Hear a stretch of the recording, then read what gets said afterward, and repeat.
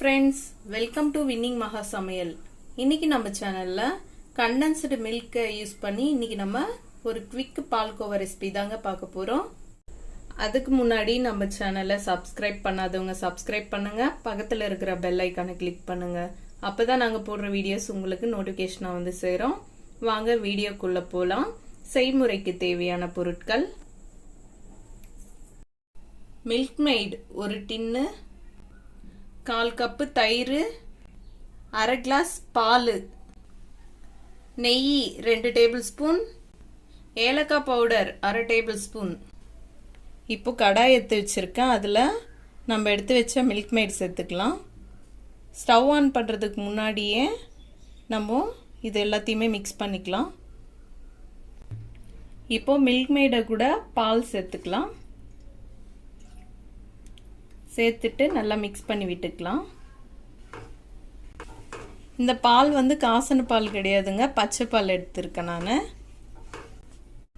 இப்போ பால் மில்க் மெய்டை நல்லா மிக்ஸ் பண்ணி விட்டுட்டேன். இப்போ ஸ்டவ் ஆன் பண்ணி மீடியம் ஃப்ளேமில் வச்சுக்கலாங்க. இப்போ சைட்லலாம் பாருங்க, சுற்றி லைட்டாக கொதிக்க ஆரம்பிக்குது பாருங்க. இந்த ஸ்டேஜில் வந்து அடுப்பை லோ ஃப்ளேமில் வச்சுக்கலாங்க.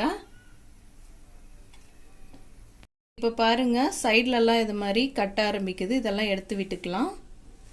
கை விடாமல் கலந்து விட்டுக்கலாங்க, இல்லைனாக்கா அடி பிடிச்சிடும்.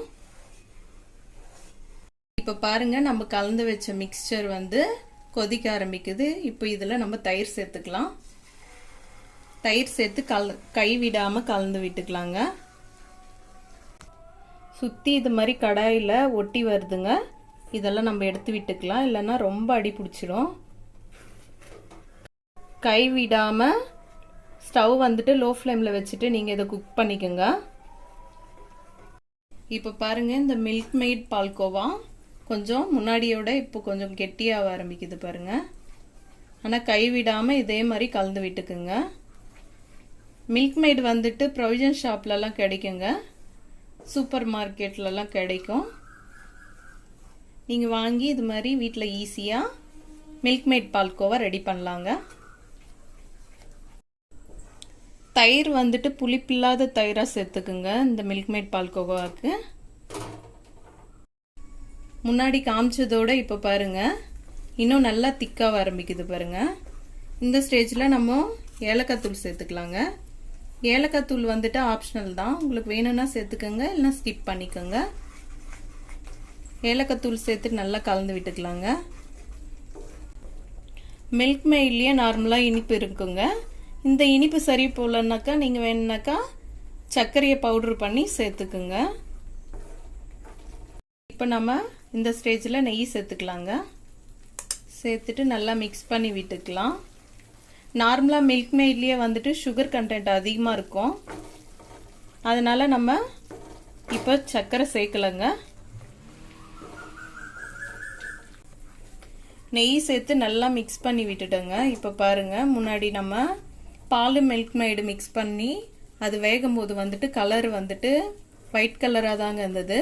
இப்போ நல்லா குக் ஆகி கெட்டியாகும் போது பாருங்கள், கலரு மாற ஆரம்பிச்சிருக்கு பாருங்க. கோல்டன் ப்ரௌன் கலரில் லைட்டாக மாறி வர ஆரம்பிச்சிருக்கு பாருங்க. இதே மாதிரி நம்ம மிக்ஸ் பண்ணிக்கலாங்க, இன்னும் நல்லா கெட்டி பதம் வரட்டுங்க. இப்போ பாருங்க, நல்லா மில்க் மெய்ட் பால்கோவா ரெடி ஆயிடுச்சுங்க. பாருங்க எவ்வளோ திக்காக வந்துச்சு. அவ்வளோதாங்க, இது கரெக்டான கன்சிஸ்டன்சியில் இருக்கு. இப்போ நம்ம ஸ்டவ் ஆஃப் பண்ணிக்கலாம்.